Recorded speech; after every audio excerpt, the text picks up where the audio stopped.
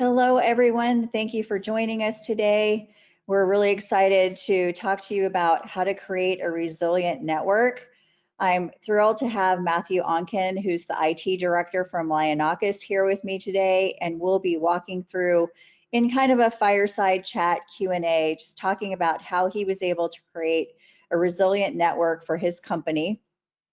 Just a few housekeeping things before we get started. We will be recording this presentation, so don't feel the need to take notes. We'll be sending the recording out to you so you can listen in at your leisure later.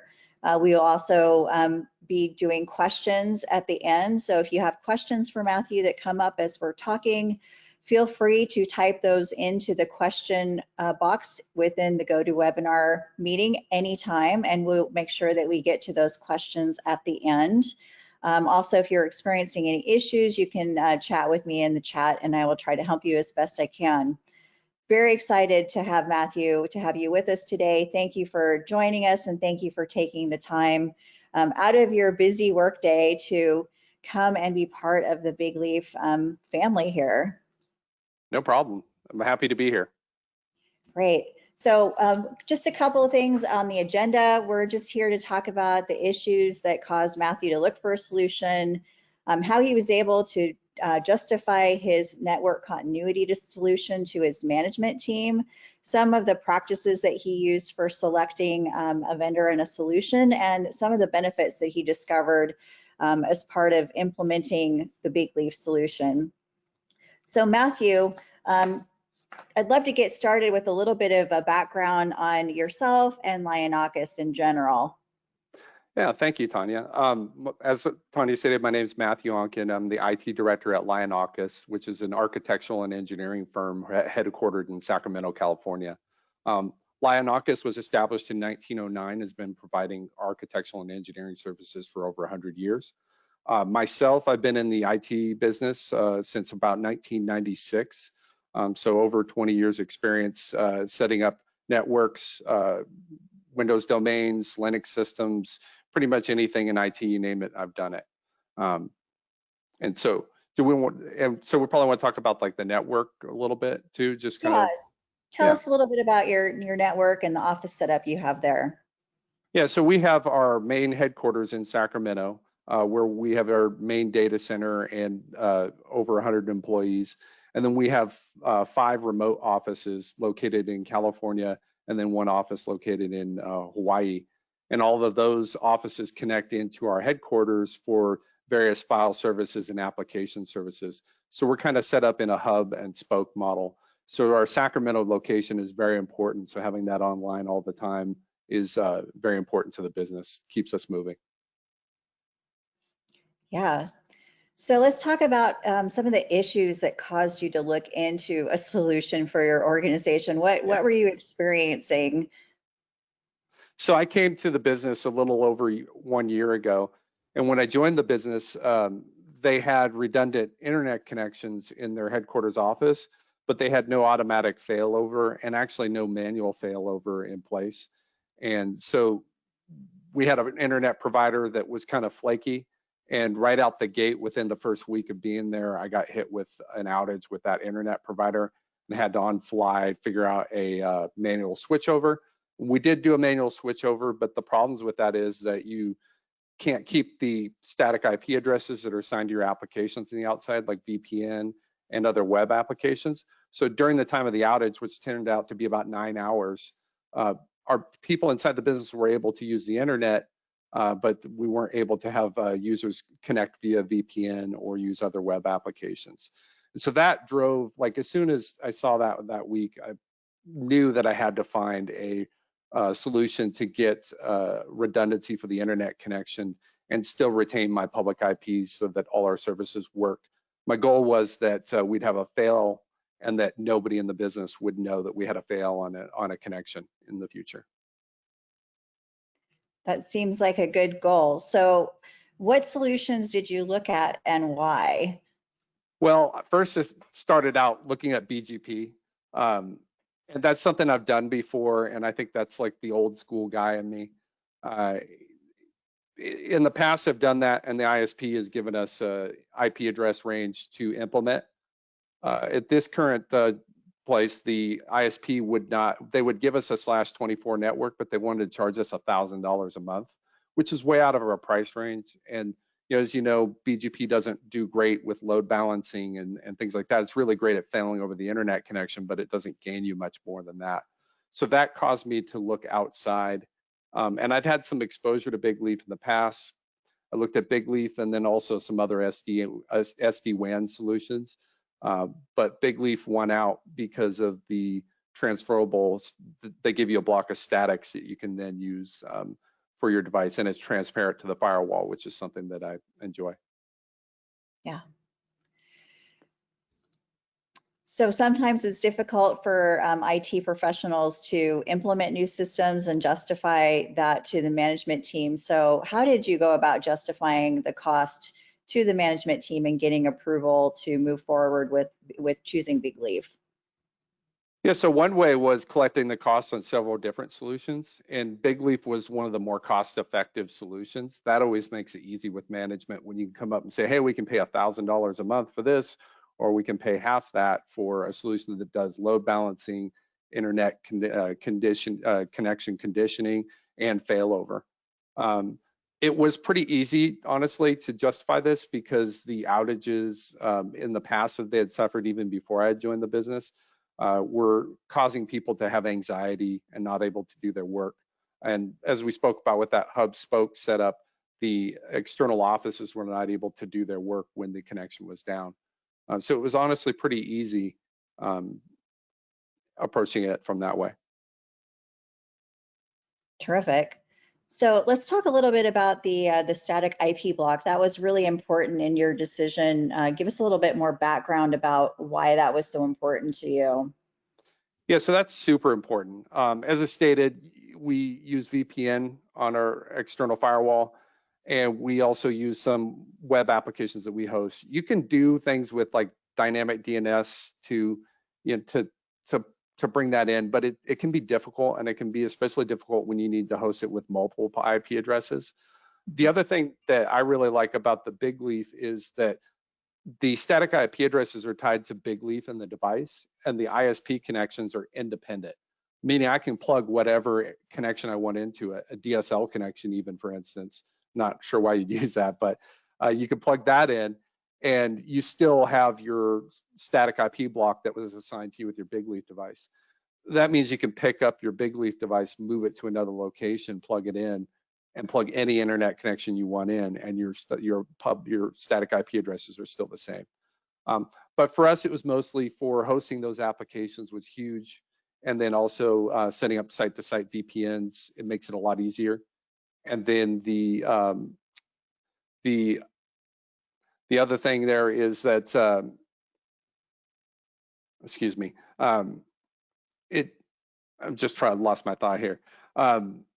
So it's basically it's helped quite a bit in making things easy to access, independent of the internet connection. That makes a lot of sense, and certainly it's cheaper than $1,000 a month just for the extra IP block. For sure, and easier to set up because BGP, if anybody's ever done that, is not a fun process. Oop. So tell us a little bit about how your firewall is set up and how Big Leaf played into that and making that decision as well. So I really like Cisco firewalls. I find them to be very secure, very easy to work with, able to manage them from anywhere. A lot of the SD-WAN solutions that are out these days are really focused on kind of like providing everything in a one-stop shop, trying to provide firewall services and SD-WAN, site-to-site VPN and things like that. And I just find that overcomplicates them. And then also the lack of the ability to share an IP block across connections is a problem. The way Big Leaf provides it is it acts like a router. So really it's transparent to the firewall. So the firewall just sees the Big Leaf as a router, routes the traffic out through that address and to the internet or wherever its destination is. So it makes it so that, again, the Big Leaf makes it so that the IP address is independent of the ISPs, And then the Big Leaf also makes it so that my firewall solution is independent of the SD-WAN, which means I can pick anything that I'd like, which I like that flexibility. Yeah. So tell us a little bit about the installation and the setup process for you. How did that go? Super easy. Basically, you just fill out a cut sheet uh, where you'd specify what IP block and how many addresses you would like. And then you specify what your ISP connections, IP addresses, subnets, and gateways are. And then you specify what you'd like the internal block to be. And all that stuff is pre-configured at the factory. It ships from Big Leaf. You install it in the rack, you plug it in. They have like a really easy diagram, it's color coded, and you plug in the connections as they show it, and it's just instant up. It's very easy. And also the support, right? The support is really great. I've never had to call them too much, which is always good for a product. But when I have called them, they've been super responsive. I don't wait in a queue for 20 or 30 minutes and talk to a computer. Usually get a person right away, and they make changes or assist me in any way necessary very quickly. And it's very professional. They followed up with a nice email ensuring that the issue was closed. So it's been very good. Good, that's great to hear. So you and I talked earlier, you found some hidden benefits after you actually implemented your Big Leaf solution. What were those benefits that you discovered over time? Yeah, the big benefit was the dashboard that comes with it, which actually shows your overall connection performance, load balance across both connections, and then also shows the connections independent of each other, shows your response times on each, shows the type of data that goes through it. And it also has an event log that will show you if there's problems with one ISP's connection. You can set all this up to notify you as well. But we found out when we installed this in our Newport Beach office, we found out that we had an ISP interface that was bouncing, it was going up and down on a regular basis. And we were able to contact the ISP. They found a problem on their end and they fixed it. And that led to a better overall connection performance. And that was something that we had not known before the Big Leaf sent us notifications, and we saw that in the event logs. So it was a really big benefit. Oh, that's great. Yeah. The load balancing also has just been super great. We've got, when it combines the two connection speeds, and it's really accelerated our network. Great. So here's an example of the Big Leaf dashboard. Tell us about how you use the dashboard and what changed from when you implemented the Big Leaf product to how you kind of monitored your network. So before I had Big Leaf, the only way that I could get usage statistics on my internet connection was to port mirror my main port to the firewall on my switch to another port, capture that data, and send it to SolarWinds, which is a network performance monitoring software. And it worked all right. It would give me information about the types of traffic, the IP addresses connected, and things like that. But once I logged into the Big Leaf and they performed this upgrade, as you see below, where they show you the types of data that are going through it, and they show you the graphs of the performance, it's like a one-stop shop, and it's actually easier for me to manage the internet traffic by just looking at the Big Leaf dashboard. I don't go into the SolarWinds quite as much anymore just because of how well this works. That's great to hear as well. Yeah. So if you had to boil it down to your top 3 benefits of the Big Leaf solution for you, what would those be? So the load balancing and failover would be number one. The independence of the ISP's IP addresses would be number two, because now when I get a connection, I just get one usable address, and I don't have to care about that. And if I change providers, I don't have to call anybody at the ISP and basically, and then also reconfigure my applications and use the new IP addresses, because I just go with the Big Leaf IP addresses and plug the new connection in. And then just the dashboard and reporting and being able to see all the data going through my pipe. I can see how much my backup is using versus my VoIP traffic and things like that. But I want to say also, there's like numerous other benefits. I mean, Big Leaf does a lot of conditioning on jitter and VoIP traffic and things like that. So there's a lot of benefits to Big Leaf. Right, so a lot of times IT professionals have issues kind of looking at their network and coming up with solutions and justifying that to their management team. So do you have some good advice for other IT professionals out there on how they can make their network more resilient and get approval from their management team on how to do that? Well, first, stress in the importance of resilience to the management, and try to put it in layman's terms that they can understand. Basically, about the fact what could this disrupt if this connection was lost. So, for instance, it was the VPN connections, it was the external offices, and when you go in and you say, hey, if we don't have this kind of redundance built in along with the load balancing, all of our external employees may not be able to access the systems. And if you're like us these days and everybody's working remote, that could be everybody. Mhm. So I think that makes it really easy for management to justify the costs. I think this solution scales so well that you could be a really small mom and pop shop and afford this, and you could be a large enterprise and afford this. And I would say that it's usable in both, because I don't know a business out there today that can operate without internet.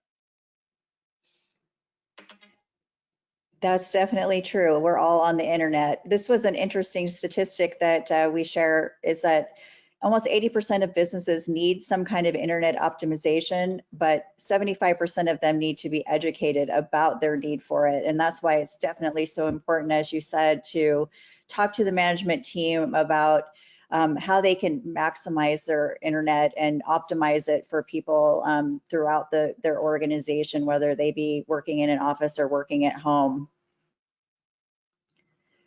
So that kind of concludes my Q&A. Do you have anything else you'd like to share with us? I'm going to open it up for some questions here. No, I mean, I think this is a great product and it's really helped me professionally. And so that's why I want to get the news out about it, because it will make your life easier. Definitely. We definitely appreciate you coming and talking today. So I do have a question about remote locations. And this IT person asked, are all remote locations connected via VPN and you have no MLPS in place? And I think he means MPLS, but Yeah, we did have an MPLS in place, and we were using another product, an SD-WAN product called Silver Peak, but we've had some reliability problems and we're kind of moving away from that solution. In this instance, we're moving towards actually VPN across the internet because of the reliability that the Big Leaf offers and the bandwidth combination. So that's kind of the direction we're working. I think you'd have to talk to Big Leaf Engineering about the MPLS. I'm not sure how that would work across this. understood. Yeah. We definitely are open to making sure that we follow up with any technical questions. I'm not the technical expert at Big Leaf, but we'll make sure that we get all those technical questions answered. I have another question about Big Leaf load balancing. You may not be able to answer this either. Does Big Leaf load balancing provide ISP bandwidth aggregation? So it takes the two connections and does aggregate those together. So if you have two 200 megabit connections, you'll get 400 megabits of bandwidth out of those. And it does it by splitting the traffic down the pipes as it goes. Because it's not like BGP, where BGP, the way you get load sharing is you pick specific subnets to go down a specific channel. Big Leaf does all that work for you in the background. And so for us, we are seeing those connections aggregated and in a total overall increase in bandwidth to the use. Well, thanks for answering that. Sure. We have another question, and keep the questions coming. These are great questions. When you switched to Big Leaf, how did this impact your DNS? For us, it didn't really affect our DNS. We run on a Microsoft Windows environment, and our DNS is, our domain controllers for internal, and then for our external we're just reaching out to forwarders. For our incoming systems, excuse me, let me just, for our incoming applications, we did have to change the DNS. So like we had web applications that were pointed, something like remote.lionakis.com was pointed at an ISP address that was through XO. We did have to redirect that to the new Big Leaf IP address, right?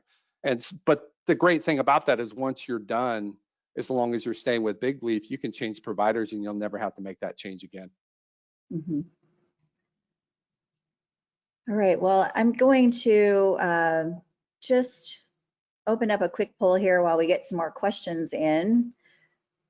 If you would like to get more information about Big Leaf, please let us know. No pressure at all, but if you would like to have us reach out about pricing or to get a demo, we're happy to help with that and get you more information. So I'm gonna let that poll run for a little bit. And again, just type your questions in the Q&A box. I'm getting some more questions in here.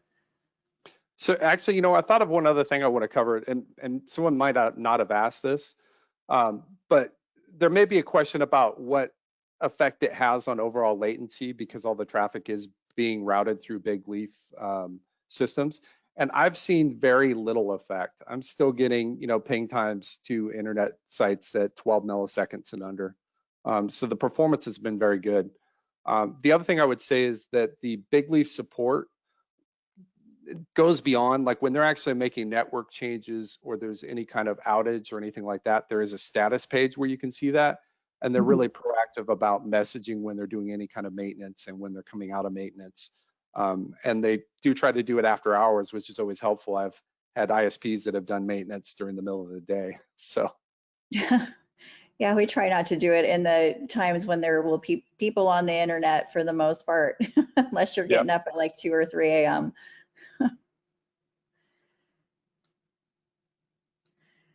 All right, so I'm gonna close that poll out.